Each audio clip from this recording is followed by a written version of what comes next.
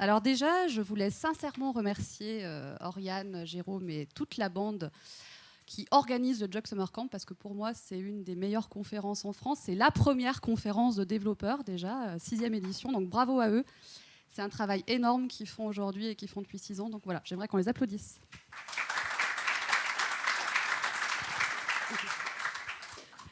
Alors, on va parler de do it yourself. Alors, avant d'attaquer dans le vif du sujet, j'aimerais savoir si ça vous parle un petit peu, ce sujet du do it yourself. Donc, du coup, vous allez me dire si les slides que je veux passer ensuite vous évoquent un lien avec la philosophie do it yourself.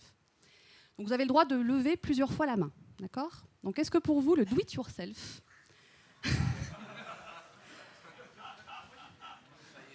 c'est l'art de se faire plaisir soi-même? Ne soyez pas gênés de lever la main si vous pensez que c'est ça. Voilà, quelques courageux. Donc moi, je fais la maline, mais avec mon niveau d'anglais assez moyen, je l'ai appris récemment que do it yourself, ça voulait dire ça. A priori, il y en a qui étaient au courant. Donc, le do it yourself, ça peut être peut-être ça. Pour qui ça évoque un lien fort avec le mouvement punk des années 70-80 ? Ok, très bien. Et pour qui c'est plutôt l'art de bricoler chez soi, de personnaliser son ameublement, de bidouiller des imprimantes 3D, etc. Ok. Alors on verra que le do-it-yourself, c'est un petit peu tout ça. Aux États-Unis, quand on parle de do-it-yourself, on parle beaucoup de bricolage. Dans le grand public, do-it-yourself, c'est l'art de bricoler chez soi, de personnaliser ses coquetiers avec du rose et des cœurs bleus, tout ça. Voilà. Mais on verra que l'historique du mouvement est très différent. Et c'est ce dont j'ai envie de vous parler aujourd'hui. Pourquoi j'ai envie de vous parler de ça ? Moi, Agnès Crépet, parce que quand je me présente dans les conférences, je me présente toujours avec ces badges-là. Et le dernier en vert en bas, où c'est marqué DIY, ça signifie que effectivement, ça fait partie de moi. J'ai longtemps, toute ma vie, été influencée par ce mouvement-là. Je n'ai pas la prétention de dire que j'ai eu une influence sur le mouvement DIY. Par contre, il m'a énormément marqué. Et donc, ce que je vais faire dans cette keynote, c'est vous parler de ce mouvement, de faire un lien avec notre métier de développeur et de vous illustrer un petit peu ce qu'a été ce mouvement sur les 3 dernières décennies en vous parlant de moi, Agnès Crépet. Alors, Agnès Crépet, c'est moi. Et donc, qu'est-ce que je fais dans la vie ? Je fais partie d'une société qui s'appelle Ninja Squad, d'une société sur base coopérative. On est 4 développeurs. Je fais également partie de quelques communautés techniques. Donc, je suis Jug Leader au Lyon Jug. Je fais partie de Duchesse France, donc une association qui travaille sur la visibilité des femmes dans l'informatique, des femmes à profil technique, on va dire. Et j'ai également cofondé une conférence qui s'appelle Mixit, qui est sur Lyon et qui est un mélange de technologie et d'agilité. Et on s'est beaucoup inspiré du Jug Summer Camp pour essayer de faire aussi bien qu'eux, mais on n'y arrive pas vraiment. Qu'est-ce que je fais d'autre ? J'ai également été élue Java Champion il y a quelques années de ça.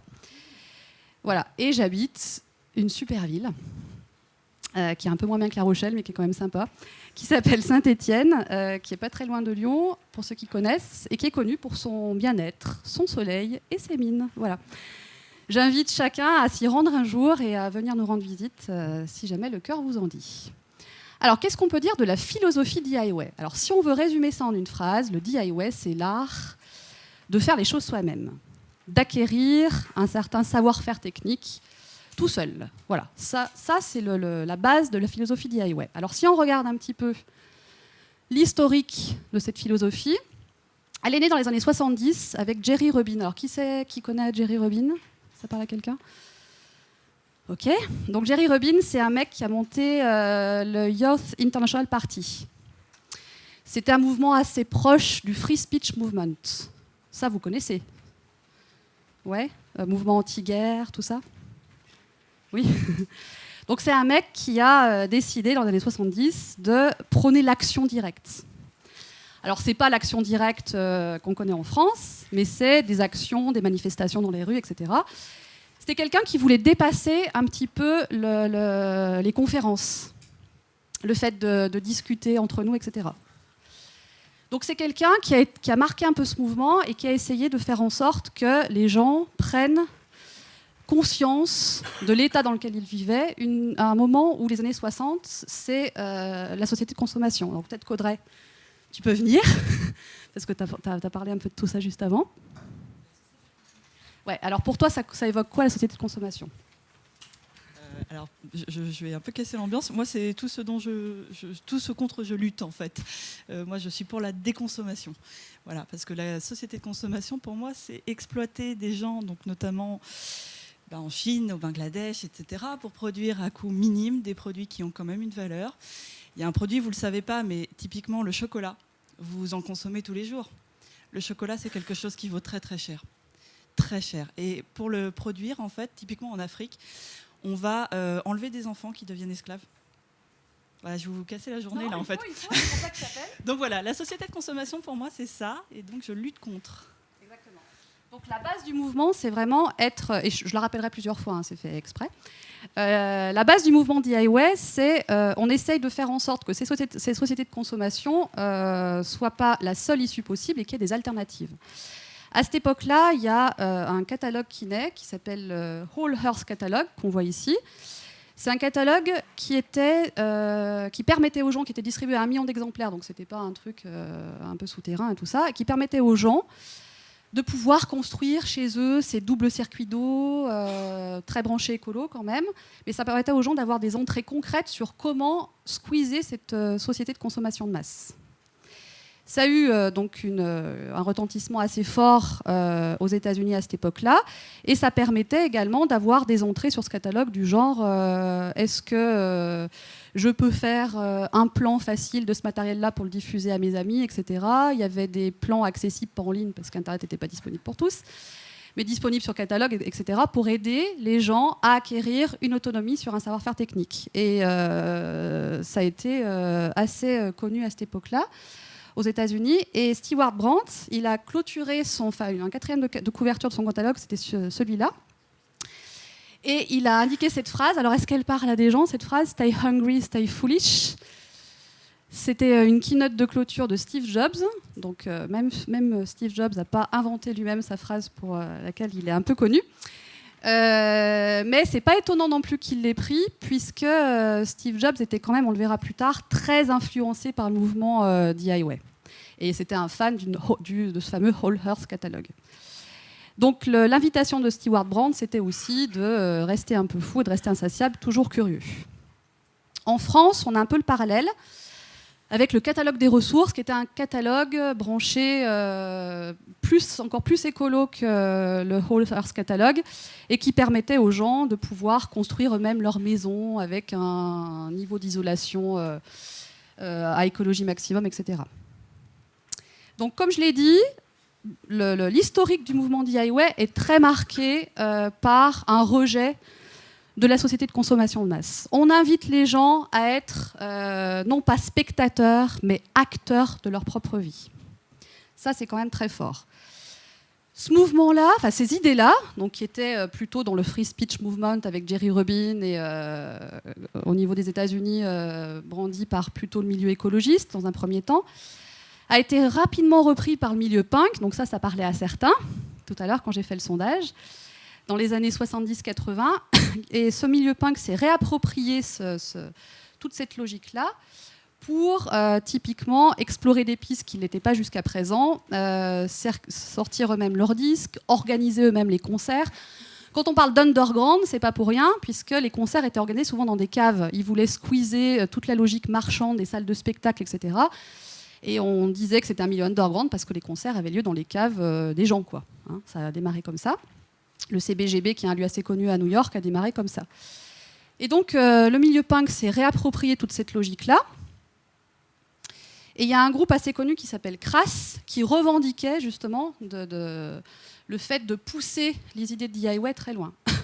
Chaque fois qu'ils faisaient un concert, ils brandissaient un panneau derrière qui s'appelle « There is no authority but yourself », donc qui invitait les gens à devenir autonomes, maîtres de leur propre conscience et à s'interroger éternellement sur la manière dont on apprenait pour qui et pourquoi.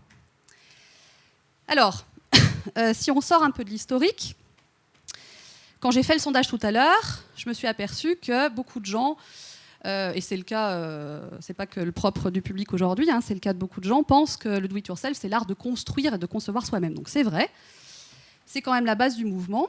Et moi, comme je l'ai dit, j'ai été vachement influencée par ça toute ma vie. Donc c'est moi petite, moi ado, et moi aujourd'hui, voilà. Et donc toute ma vie, j'ai été influencée par ça à travers et mon activité pro, je vais en parler, et à travers mon activité associative. Alors à la fin des années 90, j'ai 37 ans, donc oui, je suis un peu vieille. Donc fin des années 90, j'étais sortie de l'adolescence. On a créé un collectif, Avataria, sur ma ville, Saint-Étienne, qui a voulu faire des choses pour essayer de faciliter l'accès Internet à tous. Qui a connu l'Internet 56K chez soi? Oh, bah quand même. Bon, alors, donc il n'y a pas si jeunes que ça dans cette conférence. Ouais, voilà, c'est ça. Donc les modems 56K, c'était cool, mais on était déjà dans une élite, hein, pour ceux qui ont connu ça. C'est-à-dire que la plupart des gens n'avaient pas Internet chez eux à la fin des années 90. Nous, on était un peu mécontents parce que c'était lent, en même temps qu'on ne connaissait rien d'autre, donc c'était déjà pas mal. Mais pour beaucoup de gens, Internet, ça n'existait pas. C'était pas accessible. Donc nous, avec ces potes-là, avec Avataria, on a décidé de construire par nous-mêmes des bornes dans les bars, avec Linux dessus, évidemment, parce qu'on était tous des geeks, hein, pas pour la plupart. Et donc on essayait de promouvoir l'informatique libre. Et en construisant ces bornes un peu rigolotes, en les mettant dans des lieux publics, on permettait aux gens d'accéder à Internet eux-mêmes. Voilà. Donc on n'était pas les seuls à faire ça, hein. Il y en avait plein qui faisaient ça ailleurs aussi dans d'autres villes. Et évidemment, on a toujours fait en sorte de prôner l'informatique libre. Donc on a organisé beaucoup de Linux parties à la fin des années 90. Donc nos clients, entre guillemets, c'était les centres sociaux, par exemple, des gens qui n'avaient pas envie de mettre trop d'argent dans des systèmes d'exploitation, etc. Donc c'était de l'alternative concrète au circuit des OS propriétaires, etc., quoi. Et on verra que toute cette logique des logiciels libres, elle est quand même très influencée par le mouvement DIY. Et plus récemment, toujours avec ce collectif-là, on bidouille des choses qui sortent un peu de l'informatique libre, même si on est toujours là-dedans. On bidouille à base d'imprimantes 3D, à base de découpe laser, etc. On fait toujours des ateliers de ce type-là, dans des festivals qu'on organise. Alors, ces ateliers bidouilles, ça fait longtemps qu'ils existent.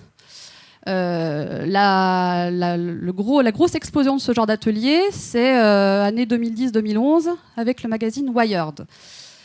Donc le magazine Wired, c'est un magazine qui parle des innovations technologiques, etc. Et ils ont fait en avril 2011 leur une sur ce mouvement Maker. Mouvement Maker, ça parle un peu à certains d'entre vous? Les mouvements makers, c'est tous ceux qui font des prototypes dans des Fab Labs, typiquement. Donc, des Fab Labs, c'est des ateliers de fabrication numérique qui existent dans plein de villes en France. Beaucoup à Paris, mais il y en a aussi en province. Et il y a Chris Anderson, qui est le rédacteur en chef de Wired, qui a écrit ce livre-là en 2012, et qui appelait un peu tout un chacun à participer à cette révolution du Fab Lab, entre guillemets, pour pouvoir faire des prototypes dans leur ville. Alors, c'est pas juste pour s'amuser, c'était aussi à vocation de casser le distributeur entre l'inventeur et l'entrepreneur. Parce que pendant longtemps, quand vous aviez une idée, pour la concrétiser, parfois c'était un peu compliqué. Il fallait trouver une boîte qui pouvait vous prototyper votre idée, etc. Grâce à cette idée du Fab Lab, on est dans de l'utopie concrète. C'est-à-dire qu'on va pouvoir tester si notre idée elle marche, hein, typiquement dans l'électronique et tout ça. Donc pour lui, c'était une révolution industrielle et ça l'est toujours. Bon, aujourd'hui, il fait des drones, donc c'est pour ça qu'il y en a qui l'aiment moins. Mais il est quand même toujours là-dedans. Derrière ce mouvement maker, donc il y a vraiment l'idée de faire soi-même. Mais, et c'est ce qui va un peu changer la philosophie, mais dans le bon sens, il y a aussi l'idée de faire avec d'autres. L'idée du Fab Lab, c'est vraiment de réunir des gens ensemble et de faire des choses ensemble. Pas forcément tout seul dans son coin. Ça, c'est ce qui va un peu changer le mouvement. Et donc nous, avec Avataria, on a invité un collectif qui s'appelle Usinette, qui fait partie du TMP Lab, qui est un des premiers hackerspace français. Hackerspace, pour faire simple, c'est un peu un Fab Lab. Sauf qu'il y a d'autres types d'activités, en général, beaucoup de choses autour de l'informatique libre, etc. Mais c'est un peu comme un Fab Lab. Et donc ces gens, ils sont à Paris, dans la banlieue parisienne, et ils font tout un tas d'activités autour de la construction DIY. Donc ils ont plein d'imprimantes laser. C'est eux qui ont démocratisé en France les RepRap. Les RepRap, c'est un modèle libre d'imprimante 3D auto-réplicante, c'est-à-dire que pour fabriquer une RepRap, vous pouvez la faire à partir d'une autre RepRap, donc ça c'est assez classe. Et c'est ce qu'ils ont fait typiquement à Dakar. Ces gens, ils sont allés faire un atelier il y a quelques années pour permettre à des gens de Dakar de construire des pièces du quotidien, un boulon pour réparer une machine à laver, etc. Et ils ont fait tout un travail avec cette RepRap pour pouvoir réutiliser le matériel qui était à dispo dans leur écosystème, à savoir le polystyrène. Parce qu'en Afrique, il y a beaucoup de polystyrène qui jonchent les rues, parce que les gens boivent des boissons dans des gobelets en polystyrène. Et quand vous allez à Dakar, vous avez du polystyrène de partout. Donc derrière le DIY, il y a quand même cette volonté de recycler, d'utiliser des matériaux morts pour pouvoir leur donner une autre vie. Et donc ces gens-là, à Dakar, ils ont réutilisé le matériel de leur écosystème pour pouvoir faire en sorte qu'on réutilise des choses autour de nous et on en fait la matière première pour construire typiquement des objets de notre quotidien. Donc ça, c'est pour répondre un peu à tous ces gens en France, dans les pays occidentaux, qui disent « Ouais, les Fab Labs, c'est cool, vous faites un peu joujou le samedi après-midi avec vos potes ». Non, il y a on va dire une résonance sociale forte sur les Fab Labs. Là, je donne l'exemple de Dakar, mais on verra qu'en France, c'est aussi le cas. Typiquement, les sextoys DIY, c'est quand même sympa comme truc. Vous pouvez fabriquer, donc c'est toujours Usinette qui fait ça, c'est 2 filles d'Usinette qui font ça. Vous pouvez fabriquer votre sextoy sur mesure. Mesdames, on n'est pas nombreuses, mais je vous invite à essayer. Messieurs aussi, remarquez. Derrière l'idée du DIY, il y a l'idée de réparer tout ce dont on a besoin, ça je l'ai déjà dit, tout ce dont on a besoin dans le quotidien. Donc avec Avataria, on avait invité 2 collectifs de notre ville. Sachez qu'il y a exactement les mêmes sûrement chez vous. Moi j'habite Saint-Étienne, donc c'est une petite ville, donc voilà, c'est pas Paris, Lyon, etc. C'est-à-dire qu'il y a ce genre de collectif partout en France. Donc le collectif L'Atelier éphémère permet aux gens d'apprendre à réparer leur vélo, leur matériel de son, vidéo, électroménager, etc. Et le collectif 101010 permet aux gens d'apprendre à réparer leur ordi. Donc fini les dimanches après-midi chez Tatan pour réparer l'ordinateur qui ne marche plus. Hein? On a quand même tous connu ça. Rassurez-moi, moi j'en peux plus. Hein? Quand on m'appelle, moi je suis développeuse et on me dit viens me réparer mon ordi, ça m'arrive tout le temps. Et moi j'y connais rien en plus. Hein. Typiquement dans le domaine du hardware, je suis quand même pas très douée. Et grâce à ce genre de collectif, ma vie a changé. Non, je rigole, mais plus sérieusement, c'est quand même assez intéressant puisque ça va vraiment dans le sens d'acquérir du savoir et de pouvoir le transmettre aussi à d'autres. Donc on est en plein là-dedans. Et ça, c'est mes potes Nono, Olivier et Tao qui ont poussé l'idée du construire par soi-même en allant jusqu'à construire leur propre maison en paille, en plus, avec 4 étages. Sympa. Donc on a fait ce chantier pendant 18 mois, voilà, c'était une histoire assez classe. Au-delà de l'aspect écolo en paille et tout ça, il y a vraiment dans cette expérience-là l'idée de transmission de savoir qui est au cœur du mouvement DIY. Donc là, on voit en bas à droite une photo d'un chantier où il y avait une trentaine de personnes, dont des gens qui avaient déjà construit des maisons en paille et qui venaient apprendre à Nono, Tao et Olive qu'on voit ici. D'accord ? Donc c'est quelque chose d'assez fort. Le réseau, on va dire, DIY sur la construction de maisons écologiques, par exemple, est assez bien implanté en France et complètement dans la logique initiale. Si je parle d'un domaine qui nous touche peut-être plus en tant qu'informaticien, tout ce qui touche à l'open hardware. Donc l'open hardware, c'est le domaine des matériaux libres. Et bon, on s'aperçoit que ça touche plein de domaines et pas que l'informatique. Typiquement, vous avez des sociétés comme Apertus qui distribuent des plans libres pour construire vous-même votre propre appareil photo, votre propre appareil vidéo. Voilà, tout ça à partir de plans libres et à partir de matériaux, de pièces que vous pouvez facilement trouver sur Internet aussi. Alors Jerry Do It Together, ça vous avez dû en entendre parler parce que ça avait fait un petit peu le buzz il y a 2-3 ans. C'est des plans libres pour fabriquer un ordinateur soi-même à base de Jerrycan, d'où le nom de Jerry Do It Together. Moi j'ai bossé un peu en Afrique de l'Ouest, j'avais donné une formation bénévole il y a quelques années là-dedans. Ils commençaient à en utiliser vachement parce que ça coûte vraiment pas cher du coup. Le prix de revient est à peu près à 20 €. Donc alors, effectivement, on va parler d'Arduino et tout ça, mais bon, néanmoins, quand on veut trouver des alternatives concrètes, ça en fait partie aussi. D'accord ? D'avoir des ordinateurs à dispo dans des endroits où c'est parfois compliqué d'en trouver. Le Geiger Counter, ça aussi, c'est un truc assez classe qui s'est vachement développé au Japon après Fukushima. En gros, ça permettait pour moins de $10 aux gens de pouvoir construire leur propre appareil Geiger pour mesurer la radioactivité auprès d'eux. Donc avant que les Fab Labs s'approprient ce truc-là au Japon et essayent de trouver un truc cool, pas cher pour fabriquer ça, ça coûtait à peu près 200 € d'acheter un truc qui relevait les activités de radioactivité. Donc ça, c'est une alternative concrète et sociale que je trouve fortement intéressante, parce que pour moins de $10, vous avez ça, quoi. Et pour 3 heures de fabrication. Alors, le DIY, c'est pas que des hippies, punk, sympas, geeks et tout ça.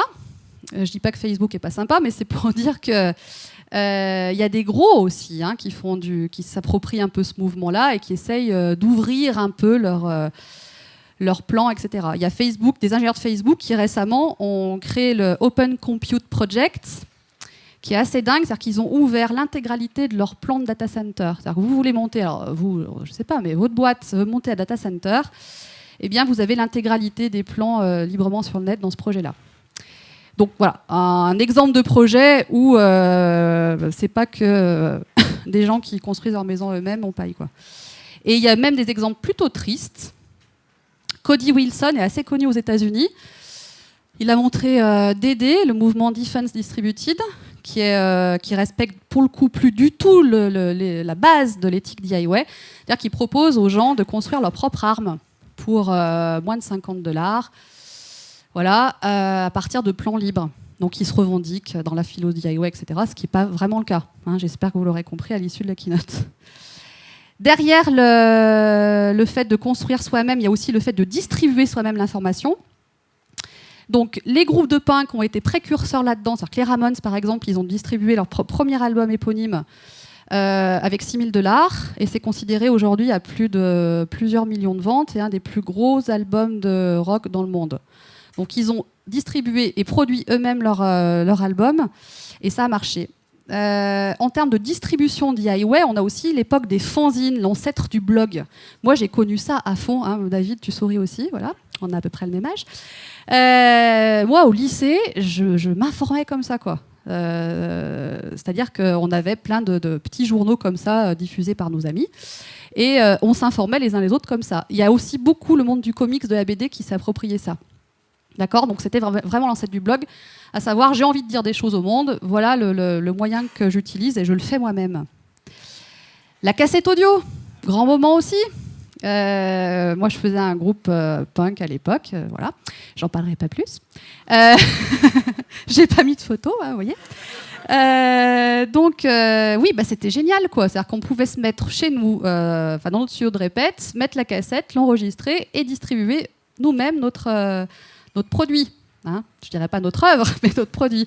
C'est quand même cool. Et ça a participé fortement à la distribution DIY, parce que jusqu'à présent, presser soi-même un vinyle, c'était compliqué.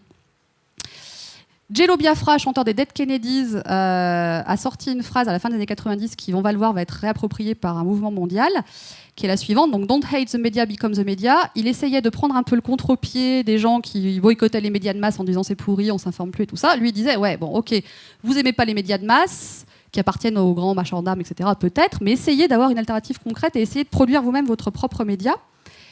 Et grâce à l'arrivée d'Internet, qui était un peu plus démocratisé dans les années 2000 pour tout le monde, il y a le réseau Indie Media qui est né, et qui est un réseau absolument fabuleux. Dans chaque ville du monde, il y a des antennes Indie Media, qui sont des agences de presse alternatives, où chaque citoyen peut écrire un article sur l'actualité de sa ville. Bon, il est modéré quand même, mais ça donne, on va dire, une alternative concrète à l'information qui passe dans la presse locale. Donc ça, c'est quand même vachement classe comme mouvement. Il y a plus de 300 antennes Indie Media dans le monde aujourd'hui, et pas que dans les pays occidentaux. L'essor des blogs, des réseaux Indie Media, etc., peut se faire aussi grâce à l'essor des licences Creative Commons que vous devez connaître, où vous pouvez protéger votre texte. Vous pouvez faire en sorte que la manière dont vous créez quelque chose, en l'occurrence un texte, soit protégée par la suite, pour que le propos reste, que l'œuvre reste dans les mêmes modalités initiales, donc libre par exemple. Wikipédia est aussi un exemple fabuleux de transmission de savoir do it yourself. donc, et collaborative. Moi, j'ai participé donc à une antenne Indie Media Like à Saint-Étienne. Depuis 2003, je fais partie du Numéro 0, qui est un journal participatif en ligne où tout un chacun peut écrire un article, quoi. Donc on a beaucoup d'articles, une vingtaine par semaine à modérer sur l'actualité de notre ville. Alors sur on va dire le pendant de la distribution, de la médiatisation par soi-même, il y a aussi l'organisation par soi-même. Dans le DIY, ça c'est très très fort. Je vous parlais des concerts punk il y a quelques instants. Nous, avec Avataria, on a créé notre propre festival, voilà, avec une sorte d'hybridation culturelle entre concerts, informatique libre, etc. Au-delà des concerts et de l'informatique libre, on propose aujourd'hui plein d'ateliers bidouilles, comme je l'ai dit. Et un des derniers ateliers qu'on a fait, par exemple, c'était du circuit bending. Donc l'art de pouvoir réutiliser des anciens jouets pour pouvoir faire de la musique un peu originale. Voilà, donc ça aussi, ça fait partie de ce mouvement DIY. Dans les organisations un peu alternatives DIY, il y a aussi le fait de faire sa conf. Le Jug Summer Camp, il y a 6 ans, ils se sont dit, tiens, il n'y a pas de conf en France, de développeurs, on va la faire. Voilà, ça, c'est une vraie logique DIY, avec une éthique qui va avec en plus. Donc, comme je l'ai dit tout à l'heure, je fais partie de Mixit, qui est une conférence qui a lieu sur Lyon. Et on l'a montée parce que, on trouvait que dans notre région, il n'y avait pas forcément de conférences comme ça, où on mixait de l'agilité, de la techno et tout ça. On voulait faire une conf pas chère, 50 € pour 2 jours. On n'a pas réussi à la faire gratuite, mais voilà. Une conf où il y avait une bonne mixité. Voilà. Donc on a essayé aussi, nous, de faire une conférence à notre image. On a invité récemment sur Mixit le Fab Lab lyonnais qui s'appelle la Fabrique d'objets libres, qui, eux, en termes de réalisation concrète à utilité sociale, font des choses assez classes, notamment le Handilab. Ils prennent la place laissés libres par les industriels de matériaux médicaux. Ils construisent par exemple des masques pour enfants qui ont des problèmes respiratoires. Les industriels en ont un peu rien à faire de ces enfants-là parce que ça ne représente pas beaucoup de clients. Du coup, jusqu'à récemment, ces enfants-là avaient des masques pour adultes qui les blessaient, en fait, et avec des parents d'enfants qui ont des problèmes respiratoires et le Handilab de Lyon, ils ont construit toute une série de masques pour enfants adaptés qui leur font plus mal. Et ça marche à mort. Voilà. Ça, c'est des exemples de réalisation concrète de Fab Lab. On a invité, parce qu'on est bien branché DIY dans Mixit, vous l'aurez compris, on a invité aussi la paillasse qui fait du DIY bio. Alors ça fait flipper des gens en général. Ouh là là, vous allez trafiquer des gènes. Pas du tout, le DIY bio, ça peut être aussi des trucs comme ça, genre ils font du quick and dirty DNA barcoding. C'est quoi? C'est qu'en gros, vous avez la possibilité pour moins de 5 € de disposer d'un matériel pour vérifier les séquences ADN de ce que vous bouffez, de ce que vous mangez. Pardon. Donc ça veut dire que vous pouvez savoir s'il y a de la viande de cheval dans vos lasagnes. Voilà, ou vous pouvez savoir s'il y a des OGM. Voilà. Jusqu'à présent, ce matériel-là existait dans l'industrie, ça coûtait 300 € et ça mettait 3 jours pour faire l'analyse. Là, ils ont fait une version un peu plus simple. Il y a 3 heures d'analyse et ça coûte à peu près 5 €. Il y a aussi dans les initiatives concrètes DIY d'organisation le fait de monter sa boîte. Donc je ne vais pas faire de pub pour Ninja Squad, mais en tout cas nous, on a juste essayé de créer une boîte qui nous ressemblait, donc un principe coopératif où chaque salarié avait le même salaire, etc. Et quand on a voulu sortir un livre, on l'a fait en format DIY, c'est-à-dire qu'on n'a pas passé par des éditeurs, on l'a sorti nous-mêmes. Et on est bien content d'avoir fait ça parce qu'en discutant avec des gens, des potes qui avaient déjà écrit des bouquins techniques dans le monde de l'édition classique, on s'est rendu compte que c'était plus avantageux financièrement. C'est pas notre but, hein, mais il se trouve qu'on s'est fait plus d'argent via ce réseau-là qu'en passant par un éditeur. Donc ça, c'est quand même intéressant à savoir. Le crowdfunding, c'est aussi à peu près génial pour pouvoir concrètement monter son idée et monter sa boîte en ayant de l'aide de gens de l'extérieur. Ça, c'est quand même assez classe aussi. Et pour finir, qu'est-ce que je dirais sur le DIY et vous? Je dirais tout simplement que le DIY, pour moi, c'est vraiment l'ADN du développeur. Si j'ai choisi le métier de développeur quand j'avais 20 ans, c'est que pour moi, c'était un métier qui rassemblait vraiment tout ce qui me faisait triper dans la vie, donc toute l'éthique DIY, on va dire, et un métier concret. Pourquoi?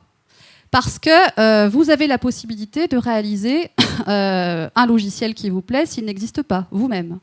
Vous avez un écosystème qui vous permet ça. le monde des logiciels libres, c'est à peu près, c'est vraiment cool pour ça. Que ça existe, vous pouvez vous inscrire facilement dans un projet, avoir de la résonance, etc. Vous avez tous les canaux de distribution, GitHub, etc. qui existent pour pouvoir faire du collaboratif. Voilà. Pour moi, c'est à la base de tout ça. Puis si on regarde un peu l'historique, les pionniers informaticiens, dans le monde de la micro-informatique, Steve Jobs, Wozniak et compagnie, j'aurais pu en trouver d'autres, ils viennent de cette histoire-là. Ils ont créé les premiers ordinateurs dans leur garage. Alors, on ne va pas rentrer dans la polémique de c'est vrai, c'est pas vrai, machin. Voilà, on est tous d'accord que beaucoup de mouvements de la micro-informatique viennent de là. Il est jeune, là, hein, vous avez vu ? C'est Stallman. Richard Stallman est un précurseur de l'éthique DIY dans le monde de l'informatique. Il s'en revendique pleinement. Et c'était le premier à dire, bah voilà, ok, ça n'existe pas, on va le créer, ce logiciel-là, et on va le protéger par licence libre, et on va faire en sorte d'avoir une alternative concrète au fameux logiciel privateur. C'est le mot qu'il utilise qui me fait toujours bien rire. Et Linus Torvalds, j'ai essayé de trouver des photos où ils sont plutôt sympas. Et Linus Torvalds, avec la création de Linux, est en plein dedans aussi. Hein. Quand on lit les premiers textes dans lesquels il s'inscrit à la base, il y a vraiment cette volonté de faire soi-même un système d'exploitation qui n'existe pas aujourd'hui et de garder la parentalité de l'éthique sous-jacente à travers une licence appropriée. Donc on est en plein dedans. Donc tout ça pour dire que j'avais envie de parler de ça parce que ça m'a influencé, mais aussi parce que j'aimerais que ce soit un peu une invitation à prendre conscience de ça, à prendre conscience d'où on vient en tant que développeur, et peut-être une invitation à conserver un peu cette éthique dans votre parcours. Voilà, je vous en remercie et je vous souhaite une bonne journée.